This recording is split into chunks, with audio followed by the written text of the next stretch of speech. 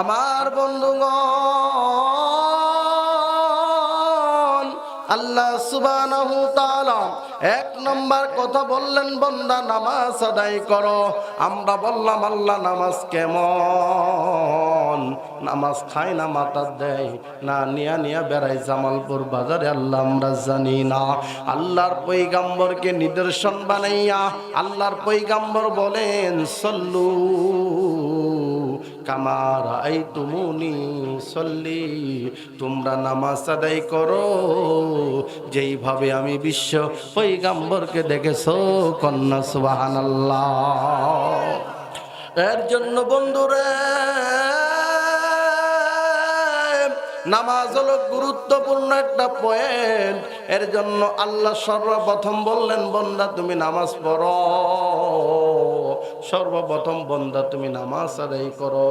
কেন করবা, কেন করবা না, কেন করবার প্রতি উত্তর হইল, আল্লাহ বলেন, আমি আল্লাহ তোমার রব।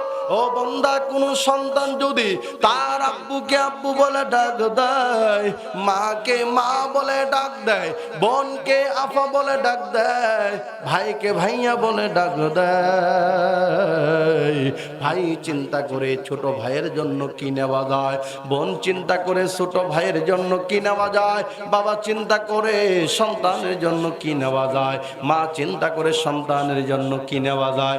কিন্তু বন্ধুরে, এক ব্যক্তির জন্য ভাই চিন্তা করে, এক ব্যক্তির জন্যই বাবা চিন্তা করে, এই ব্যক্তির জন্য মা চিন্তা করে, আর ওই এক ব্যক্তির জন্যই বোন চিন্তা করে। আল্লাহ বলেন, নবী আমার, আপনার উম্মতদেরকে আমি আল্লাহ বলে দিলাম, আমি আল্লাহ বললাম, বান্দা তুমি যদি নামাজ আদায় করো, আমি আল্লাহ তাকাবো তোমার রোজা, তাকাবো তোমার হজ, তাকাবো তোমার যাকাত, তোমার কুরবানি, যা কিছুর দিকে তাকাইব। বান্দা তোমার নামাজ যদি ঠিক হয়, আমি আল্লাহ বাকি ইবাদতগুলো কবুল করে নিব। এর জন্য বন্ধুরে,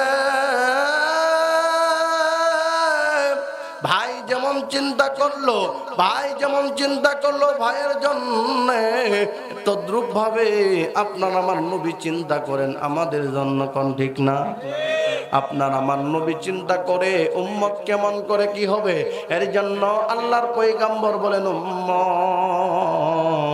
তুমি যে নামাজ আদায় করো দুনিয়ার জমিনে, আল্লাহর পয়গম্বর বলেন, এক ওয়াক্ত নামাজ আদায় করলে 9 যোগ দিলে একের লগে কত হয়? 10। 9 আর 1 যোগ করলে কত হয় বলেন তো? আপনি যদি দৈনন্দিন 5 ওয়াক্ত নামাজ আদায় করেন, আমার আল্লাহ বলেন, এই 5-এর লগে একটা শূন্য বসাই দিয়া আমি আল্লাহ বামে শূন্য দিব না, ডানে শূন্য দিব। এই ডানে শূন্য দিয়া আমি আল্লাহ সুবহানাহু তাআলা আমার বান্দার মর্যাদা বানায়া দেব। 5-এর লগে 50 ওয়াক্ত নামাজের সওয়াব আল্লাহ লেখে দেয়। কন্যা সুবহানাল্লাহ। এর জন্য বন্ধুরা, আগের যুগের মানুষ নির্ধারিত জায়গা ছাড়া কোথাও ইবাদত করতে পারে নাই। আল্লাহ বলেন, আমার নবী দুনিয়াতে আসার পর তামাম পৃথিবীটাকে সিজদার জায়গা বানায় দিলাম। এটাও 1 নম্বর আমার বান্দার প্রতি আমি আল্লাহ ইহসান করলাম। কন্যা সুবহানাল্লাহ। এর জন্য বন্ধুরে, আমাদের কপাল আল্লাহ দিলেন, ভালো করে বুঝবেন, আমাদের কপাল আল্লাহ দিলেন, নাক আল্লাহ দিলেন। আল্লাহ বলেন, বান্দা সিজদা দিবা, কারে সিজদা দিবা? আল্লাহ বলেন, বান্দা রে, আমি মালিক রে সিজদা দিবা, আমি মালিক রে সিজদা দিতে দিয়া তোমার এই নাক আর তোমার এই কপাল, এই দুইটা বরাবর দেখো আমি আল্লাহ ফাঁকা দিলাম।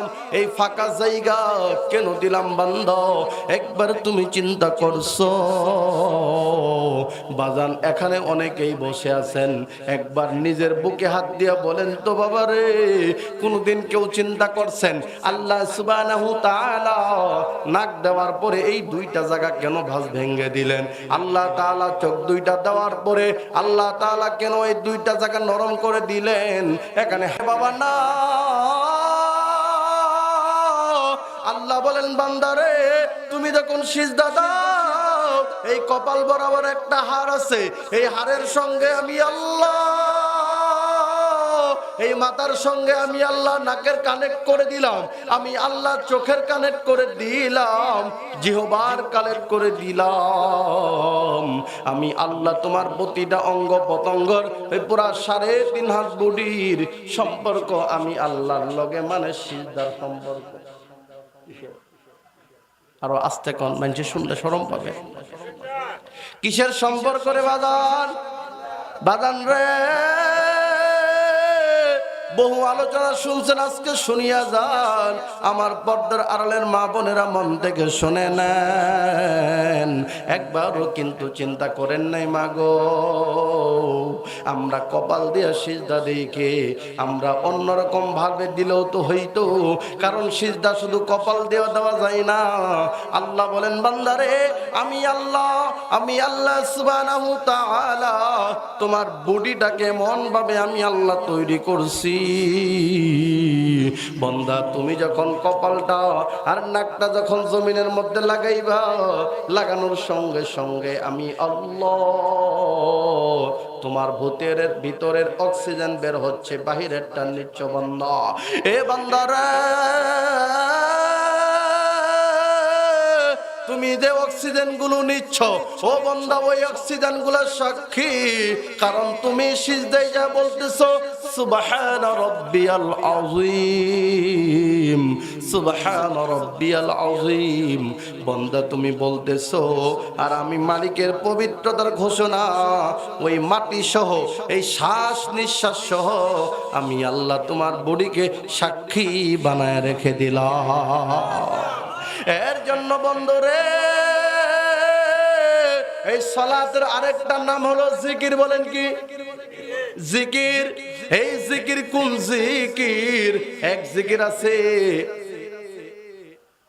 পরনের লুঙ্গি মাথায় বেঁধে জিকির করে, আছে না নাই? আরো আস্তে কন, ওই জিকির না। এর জন্য বাবারে জিকিরের নাম হলো উযকুরুল্লাহ কাসীরা। আল্লাহ বলেন এই জিকির অর্থ হইল আমি মালিকরে বেশি বেশি স্মরণ করা। কথা বলেন ঠিক কিনা? এর জন্য বন্ধুরা আল্লাহ সুবহানাহু তাআলার রাসূল বলেন, ও দুনিয়ার মানুষ তোমরা শুনে নাও, তোমরা ভালো করে জেনে নাও। আল্লাহর পয়গম্বর বলেন আসসালাতু মিফতাহুল জান্নাহ, নামাজ হলো জান্নাতের চাবি। বলেন তো নামাজ কিসের চাবি? নামাজ হলো জান্নাতের চাবি। এখন বলবেন হুজুর জান্নাতের দরজা কেমন? আল্লাহ বলেন দুনিয়ার মানুষ, আমি আল্লাহর জান্নাতের দরওয়াজার নাম হলো সালাত। কোন বান্দা যদি দুনিয়ার জমিনে সালাত আদায় করে, এই শীতের মৌসুমে অনেক বান্দাদের শয়তান আক্রমণ করবে। বান্দারে আরামের ঘুম ঘুমাও, ঘুমায়া ফজর পড়ার দরকার নাই, পরে পরে নিও। ও মুসলমান ভাইরা রে, ওই বান্দা যখন ফজরের সালাত যখন আদায় করে, আমার আল্লাহ ডাক দিয়ে বলে দুনিয়ার ফেরেশতারা ডাক, আমার বান্দা আমি মালিকরে ভয় করতেছে, ভয় কইরা আমি মালিকের বিধান মানতেছে। যা যা তোরা সাক্ষী থাক, আমি আল্লাহ সুবহানাহু তাআলা আমার বান্দার জীবনের যৌবনের সমস্ত গুনাহ খাতাগুলো মাফ করে দিলাম। এর জন্য বাজান দুনিয়ার জমিনে যারা নামাজ আদায় করবে, 1 নম্বর পয়েন্ট ভালো করে জেনে নেন। আপনি যারা নামাজ আদায় করবেন, 1 নম্বর ওই ব্যক্তি নামাজ পড়বে যেই ব্যক্তি মারা যাবে। কি করবে? আওয়াজ দিয়ে বলেন। ওই ব্যক্তি নামাজ পড়বে যেই ব্যক্তি মারা যাবে। ওই ব্যক্তি নামাজ পড়বে যে আল্লাহর দেওয়া রিজিক ভক্ষণ করে।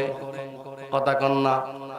ওই ব্যক্তি সালাত আদায় করবে যে আল্লাহর আলো, যে আল্লাহর বাতাস যে আল্লাহর অক্সিজেন নিয়ে চলে ওই ব্যক্তিকে আল্লাহ বলেন বান্দারে আমি তোর রব, আমি তোর রব, আমি তোর সব, আমি মালিক বললাম নামাজ পড়।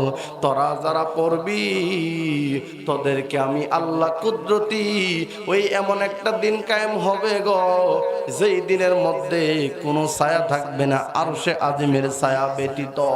আল্লাহ বলেন নবী আমার,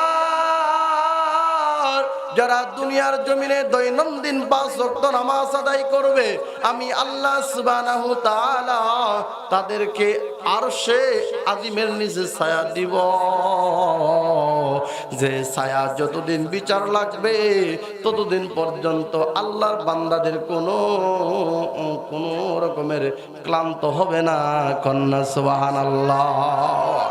আর 2 নম্বর পয়েন্ট আল্লাহ বলেন নবী আমার, যারা দুনিয়ার জমিনে 5 ওয়াক্ত নামাজ আদায় করবে আমি আল্লাহ তাদের রিজিকে অভাব দিব না।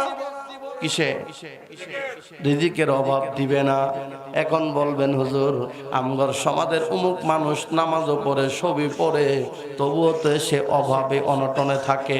হে বন্ধুরে, আমার নবীর চাইতে বড় অভাবী দুনিয়ার জমিনে কেউ আছিল?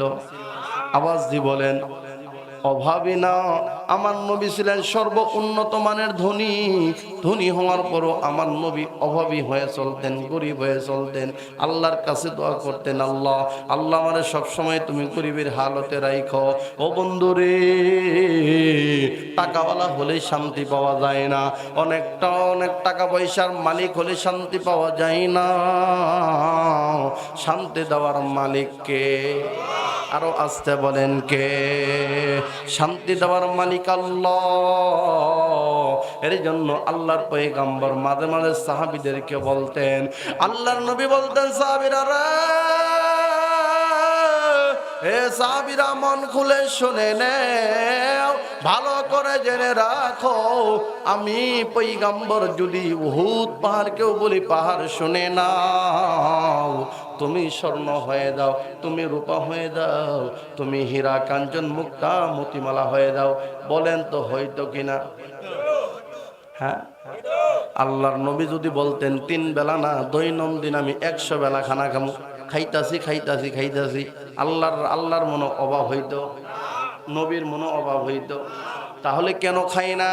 ও মুসলমান গো, আমরা যেই নবীর উম্মত ওই নবী তিরমিজি শরীফের বর্ণনায় শামাইলে তিরমিজির মধ্যে আসছে, আল্লাহ রাসূল আম্মা জান আয়েশা বলেন, অন্যান্য বিবি থেকে রওয়ায়াত হচ্ছে আল্লাহর পয়গম্বর কোনদিন কোন মাসে 1 বেলাও পেট ভরে খানা খায় না। আমার বন্ধুরা, আমার নবী যদি 1 বেলা নয় 3 বেলা নয়, আমার নবী যদি বলতেন দৈনন্দিন 100 বার খানা খাবার পাইতেন, কিন্তু আমার নবী একবার শুধু বলতেন, আল্লাহ আমার প্রতিটা সিজদা, আমার প্রতিটা দুঃখ, আমার প্রতিটা কষ্টকে আল্লাহ আপনি নিয়ামত হিসাবে কাল কিয়ামতের ময়দানে উম্মতের নাজাতের জরিয়া বানায় দেন। কন্যা সুবহানাল্লাহ। এর জন্য বন্ধুরা, আমরা যারা নামাজ পড়বো ওই দিকে আলোচনা যেহেতু নয়, তবে একটু বুঝাই দিলাম।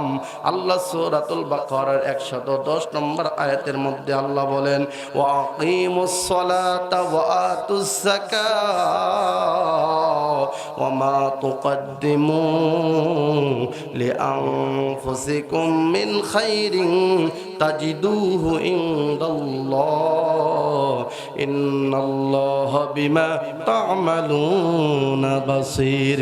আল্লাহু আকবার। এখানে আল্লাহ পাক আবার নামাজের কথাই বললেন, আবার দানের কথাই বললেন। আল্লাহ বলেন, বান্দা কেন তুমি নামাজ আদায় করবা, কেন তুমি দান করবা? এই জায়গায় আল্লাহ বলেন ওমা তুকাদ্দিমু লিআনফুসিকুম, বান্দা দুনিয়াতে তুমি কেন দান করবা জানোনি? দুনিয়াতে দান করার কারণে একটা জগৎ আছে, যেই জগতে হবে আলমে বারজাখ।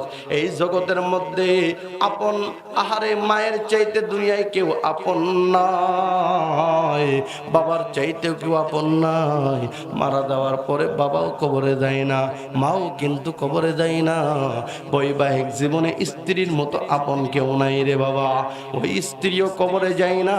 সন্তানের মতো আপন কেউ নাই, ওই সন্তানও কিন্তু কবরে যায় না। আরে যেই জমিন জামালপুর শহরে বানাইলেন কত কষ্ট করে, যেই ফ্ল্যাট বাসা 50 তলা 20 তলা বানাইলেন, ওইটাও আপনার কবরে যায় না। এর জন্য আল্লাহ বলেন বান্দা 1 নম্বর শর্ত নামাজ পড়, 2 নম্বর শর্ত দান কর। কেন করবি? আল্লাহ বলেন বান্দা রে, এই দুনিয়ায় চিরজীবন কেউ থাকবে না। এ বান্দা রে, এই দুনিয়ায় কেউ চিরদিন থাকবে না। এর জন্য বান্দা ঠিক এমন একটা দিন আসবে যেই দিন তোমার কেউ পাশে দাঁড়াবে না, ওই দিন তোমার আমলগুলো পাশে দাঁড়ায় যাবে। এর জন্য আল্লাহ বলেন ওমা তুকাদ্দিমু লিআনফুসিকুম, আল্লাহ বলেন বান্দা যেগুলা তোমার অতীত হয়ে যাবে ওগুলো তুমি একদিন পাইবা। যেই দানগুলো তুমি বেঁচে থাকা অবস্থায় করবা ওইগুলো তুমি পাইবা। মিন খাইরিন তাজিদুহু ইনদাল্লাহ, ভালো যে আমলগুলো করবা এই দান সাদকাগুলো আমার মাওলার কাছে তুমি পাবা। কন্যা সুবহানাল্লাহ। আমার বন্ধুরা রে, আমার জামালপুরের বাবারা, মা ও বোনেরা, আল্লাহ সুবহানাহু তাআলা বলেন নিশ্চয় আমি আল্লাহ বান্দা তোমার দানগুলো দেখি। আমি আল্লাহ তুমি কোন নিয়তে দান করতেছ, এই দানগুলো কিন্তু আমি আল্লাহ দেখি, এই দানগুলো কিন্তু আমি আল্লাহ দেখি রে বান্দা। রে বান্দা তোমার এই দানের মধ্যে মহাব্বত আছে কিনা? এর জন্য বুখারী এবং মুসলিমের বর্ণনায় আল্লাহর এক বান্দা নিয়ত এরকম গভীর রজনীতে বের হয়ে গেল। বের হয়ে যাওয়ার পরে আল্লাহর বান্দা সর্বপ্রথম দিন নিয়ত করলো আমি দান করব। দান করবে তো ভালো কথা, এবার দানের কিছু মাল সামানা লইয়া, টাকা পয়সা যা দরকার তা কিছু লইয়া আল্লাহর বান্দা প্রথম দিন যে তুমি দান করবেন, প্রথম দিন দান করলেন এরকম এক ধনী ব্যক্তিকে দান করার পরে সকাল যখন হয়ে গেল আল্লাহর বান্দার কানে আওয়াজ গেল গো, কে বা কারা? এমনি অমুক লোক হলো কোটিপতি, আরো কোটিপতি বানায় দিয়া গেছে। আল্লাহর বান্দা মনে মনে আল্লাহর কাছে মুতাওয়াজ্জা হইয়া ডাক দিয়ে বলি মালিক, ও মালিক আমি দান করতে চাইলাম আর আমার দান মনে হয় কবুল হইল না। এই মনে কইরা আল্লাহর বান্দা দ্বিতীয় রজনীতে বের হলো। দ্বিতীয় রজনীতে বের হওয়ার পরে আল্লাহর বান্দা দিলেন এক চোরের কাছে মাল পৌঁছাইয়া। দ্বিতীয় দিন যখন সকাল হলো, সকাল হওয়ার পরে বান্দার কাছে এলান গেল রে, কে বা কারাগা, কে বা কারা গত রজনীতে একজন চোরকে অনেক অর্থ সম্পদের মালিক বানায়া দিছে। সকাল যখন হয়ে গেল বান্দার মনে আওয়াজটা আইসার পরে ধাক্কা লাগলো, হাই রে শেষে আমার আমল শেষে আমার দানটা চোরের হাতে পড়ে গেল। এই চিন্তা করিয়া বান্দা কয় আমি থামবো না। তৃতীয় রজনীতে সে আবার প্রস্তুত নিল। নেওয়ার পরে আল্লাহর বান্দা দান করলো ওই রাত্র এক জিনাকারী নারীকে। এই সকাল বেলা হওয়ার পর এলান হয় হয়ে গেল সমাজের মধ্যে কে বা কারা গো, কে বা কাহারা। কত রজনীত এক জিনাকার নারীকে অনেক টাকা পয়সার মালিক বানায় দিছে। এর জন্য বাজান মুহাদ্দিসিনে কেরাম এই হাদিসের আলোকে আলোচনা করতে গিয়া বলেন, এ দুনিয়ার মানুষরা, ওই বান্দা যে দান করলো ওই দান কিন্তু আল্লাহ তিনটাই কবুল কন্যা সুবহানাল্লাহ। ওই দান কিন্তু আল্লাহ তিনটা কবুল করছেন। বান্দার অন্তরের মধ্যে ইলহাম চলতেছে। এরকম ভাবে মুহাদ্দিসিনে কেরাম বলেন আল্লাহ তাআলা ওই চুরে ওই ধনী ব্যক্তির হাতে দিল। ওই ধনী লোকটা মূলত ছিল কৃপণ। কি ছিল? কৃপণ, বখিল ছিল, যার জন্য ওই বান্দাটা দান করার অভ্যাস পাই নাই। যাই হোক, এর মাধ্যমে তার অন্তরটা প্রশস্ত হয়ে গেল কন্যা সুবহানাল্লাহ। অন্তর যখন প্রশস্ত হলো রে বান্দা, আল্লাহর বান্দা মনটা এবার ফ্রেশ হয়ে যাক দিয়া কয়, ও দুনিয়ার মালিক তুমি শুনে নাও, ও দুনিয়ার কাবার মালিক শুনে নাও, আমিও ঠিক আমার সম্পদ হতে তোমার রাস্তায় দান করব। চিল্লায় বলুন না মারহাবা। এবারে দ্বিতীয় ব্যক্তি চোর। এই ব্যক্তি যখন দানের টাকাগুলো পাইলো, পাওয়ার পর ডাক দিয়ে বলে, মালিক তুমি তো আমি চোর কেউ চালাও, ও মালিক তুমি শুনে নাও, আজকে থেকে তওবা করলাম, আর জীবনে কোনোদিন চুরি করব না। কন্যা সুবহানাল্লাহ। ওই জিনাকারী নারী, ওই নারীও ডাক দিয়ে কই, মালিক আজকে থেকে কোনোদিন জিনার করব না, এমন তওবা করে আবেদা সালেহা আল্লাহর জান্নাতি মেহমান হয়ে গেছে। কন্যা সুবহানাল্লাহ। এর জন্য বাজান রে, আমরা দুনিয়ার জমিনে যা পাবো এগুলো যদি দান করি, দান করার পরে আল্লাহ সুবহানাহু তাআলা বলেন, বান্দা তুমি যা দান করবা এই দানগুলো আমি আল্লাহ তোমার কবরের মধ্যে পৌঁছায় দিমু। চিল্লায় বলেন মারহাবা। এর জন্য বন্ধুরা, আমার জামালপুরের বাবারা, আমার মা বোনেরা গো, মন খুলে শুনে নেন। এর জন্য সরকার বলেন, মান বানা লিল্লাহি মাসজিদান বানাল্লাহু লাহু বাইতান ফিল জান্নাহ। আল্লাহর পয়গম্বর বলেন, এই দুনিয়ার জমিনে যারা ভালো করে শুনেন, আল্লাহর পয়গম্বর বলেন, এই দুনিয়ার জমিনে যারা মসজিদ বানাবে, আল্লাহ সুবহানাহু তাআলা ওই বান্দাদের জন্য একটা জান্নাতে সুন্দর ঘর নির্মাণ করে দেন।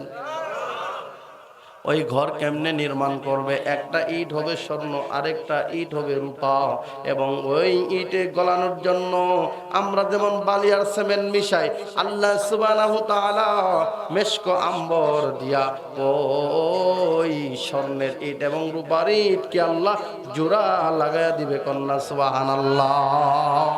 আমার বন্ধুরা, এর জন্য আল্লাহর পয়গম্বর বলে, উম্মত কেন দান করবা? এর জন্য আল্লাহর পয়গম্বর বলেন, ও বান্দা, ও আমার উম্মত, তুমি দুনিয়ার জমিনে যদি কোরআন তেলাওয়াত করো, সবাই জানেন তো কোরআন তেলাওয়াত, এই কোরআন তেলাওয়াত যদি করে সরকার ডাক দিয়া বলেন, এই কোরআনটা ইলা রাসিহি, বান্দার মাথা বরাবর আসবে। ও বান্দা, আল্লাহর পয়গম্বর বলেন, একজন মানুষ মারা যাওয়ার পরে তার কাছে কয়েকটা জিনিস চইলা যায়। এক নম্বর তার সন্তানাদি, তার আত্মীয় স্বজন, এগুলো তার সঙ্গে সঙ্গে যাওয়ার পর তার জীবনের কিছু আমল তার সঙ্গে যায় রে বাগান। এই যে তার সন্তান আদি, তার আত্মীয় গুলো, এগুলো সবাই ফিরত আসে, আর তার যে আমল, এই আমলটা বান্দার জন্য থেকে যায়। কন্যা সুবহানাল্লাহ। আমার বন্ধুরা, আল্লাহর পয়গম্বর বলেন কোন বান্দা যদি দুনিয়ার জমিনে কোরআন তেলাওয়াত করে, আল্লাহ বলেন দুনিয়ার জমিনে যারা কোরআন তেলাওয়াত করবা, এই কোরআনটাকে তুমি মরে যাওয়ার পর আমি আল্লাহ এই কোরআনটাকে ইলা রাসিহি, আমি আল্লাহ তোমার মাথা বরাবর দাঁড় করায় দিব। চিল্লায় বলেন মারহাবা। এর জন্য বাজান কোরআন পড়া দরকার আছে না নাই? ও বন্ধু, এর জন্য আমি বলি আল্লাহ এজন্য আমাদের ধর্ম মনোনীত করছেন ইসলাম। ইসলাম শান্তির ধর্ম। ইসলাম ধর্মের মধ্যে আল্লাহ সুবহানাহু তাআলা এইটা আমরা জিন্দা মুজিজা কেন পাইলাম? কারণ আমাদের কোরআন সত্য, কথা বলেন ঠিক কিনা? আমাদের আল্লাহ সত্য, আমাদের কোরআন নিয়ে কোনো মতামত নাই, কোনো রকমের এশকাল নাই বাজান। কারণ আমার আল্লাহ নিয়েও কোনো এশকাল নাই, যারা করে ওরা নির্বোধ, বুঝে না। এর জন্য আল্লাহ বলেন আমি আল্লাহর কোরআন দিলাম বন্ধ, এই কোরআনকে তুমি পড়বা, একটা হরফ পড়লে আমি আল্লাহ 10 লিখে দেব। কয়টা? 10 থেকে নিয়ে 70, 70 থেকে নিয়ে 700, 700 থেকে নিয়ে আল্লাহর পয়গম্বর বলেন বিগয়রি হিসাব, যেইটার কোনো সংখ্যা হিসাব নাই। বান্দা কোরআন পড়বা মানে তুমি জান্নাতের মেহমান। এর জন্য বন্ধুরা, এই দুনিয়ার জমিনে যারা কোরআন তেলাওয়াত করবে, আল্লাহ তাআলা কাল কিয়ামতের ময়দানে বান্দাকে প্রশ্ন করবে, বান্দা তুমি কোরআন পড়া জানো? বান্দা বলবে আল্লাহ আমি জানি। বলে তুমি তেলাওয়াত করো। তেলাওয়াত করবে সূরা ফাতিহা, আলহামদুলিল্লাহি রাব্বিল আলামিন। আল্লাহ বলেন তুমি জান্নাতের একটা স্তর ওঠো। আর রহমানির রহিম আল্লাহ বলবেন আরো একটা উঠো। মালিকি ইয়াউমিদ্দিন আরো একটা উঠো। ইয়্যাকা না'বুদু ওয়া ইয়্যাকা নাস্তাঈন আরো একটা ধাপ উঠো। ইহদিনাস সিরাতাল মুস্তাকিম আরো একটা ধাপ উঠো। সিরাতাল্লাযীনা আন'আমতা আলাইহিম আরো একটা ধাপ উঠো। গায়রিল মাগদুবি আলাইহিম ওয়ালাদ-দাল্লিন আরো একটা ধাপ উঠো। ওই সময় বান্দা কবে কুল হুয়াল্লাহু আহাদ। আল্লাহ বলবে বান্দারে তুমি যা পারো আস্তে নিয়ে নাও, কন্যা সুবহানাল্লাহ। তুমি যা পারো আজকে নিয়ে নাও। দুনিয়ার জমিনে তোমারে মানুষ বাধা দিত, তোমারে মানুষ খারাপ বলতো, তোমারে মানুষ নানা রকম ক্রিটিসাইজ কথা বলতো, আমি আল্লাহর কোরআন পড়ছো। এর জন্য বাবা কোরআন কিন্তু আল্লাহর সৃষ্টি না। কোরআন কি না? যদি কেউ প্রশ্ন আপনাকে যদি আমি প্রশ্ন করি কোরআন কার সৃষ্টি, আপনারা কি করবেন কোন তো? হ্যাঁ, আমি শুরুতেই কয়ে দিলাম, তাও ভুল করলেন পরীক্ষায়। কোরআন কি কোন সৃষ্টি? কোরআন কোন, উত্তরটা শুনেন, কোরআন কোন সৃষ্টি?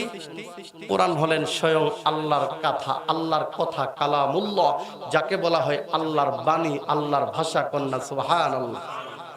এর জন্য কোরআন কিনা সৃষ্টি। প্রত্যেকটা সৃষ্টির মৃত্যু আছে, কথা কন্যা। প্রত্যেকটা সৃষ্টির, আপনি যত অট্টালিকা বানান না কেন, 500 বছর 1000 বছর গ্যারান্টি, পরিশেষ রেজাল্ট তার মরণ লাগবে। কোটি কোটি টাকা দিয়ে আপনি বিশাল অট্টালিকা বানাইছেন, আল্লাহর জমিন 1 সেকেন্ড ঝাড়া দিলে আপনার অট্টালিকা দুলে। কথা কন্যা কে? অট্টালিকা দুলে। আল্লাহ বলেন আমি আল্লাহর কোরআন, এইটা স্বয়ং আমি রবের ভাষা। আর এই রবের ভাষা মানুষ বাংলা জানে না, ইংরেজি দূরে রাখলাম, বাংলা বলতে জানে না। আর আমার বান্দা মরতে দেরি, আমি আল্লাহ তার জবান দিয়ে আরবি চলাইতে দেরি করব না। সুবহানাল্লাহ। এর জন্য আমার নবী বলতেন আমার আল্লাহর ভাষা আরবি, কবরের প্রশ্ন হবে আরবি, আর জান্নাতি ভাষা হবে আরবি। এই 3 কারণে আমি বিশ্ব নবী রাহমাতুল লিল আলামিন আরবি ভাষাকে মহব্বত করি, পছন্দ করি। কন্যা সুবহানাল্লাহ। তাহলে বুঝলেন তো কোরআন কারো সৃষ্টি? আওয়াজ দিয়ে বলেন কোরআন কারো সৃষ্টি? স্বয়ং কোরআন কার ভাষা? আরো আস্তে বলেন কার ভাষা? এর জন্য আল্লাহ বলেন বান্দা তুমি যা পড়বা এইগুলো তুমি কবরের মধ্যেও পাবা। এর জন্য বন্ধুরে এই কোরআন মাথা বরাবর দাঁড়াবে, ফেরেশতারা প্রশ্ন করবে ফায়াকুলানি লাহু মান রাব্বুকা, আল্লাহর বান্দা বলো তোমার রব কে? ওই বান্দা যদি ইমানদার হয় গো ফায়াকুলু রাব্বি আল্লাহ, বলেন না আল্লাহু আকবার। ও ইমানদার বলবে, ও ফেরেশতারা শুনে নাও,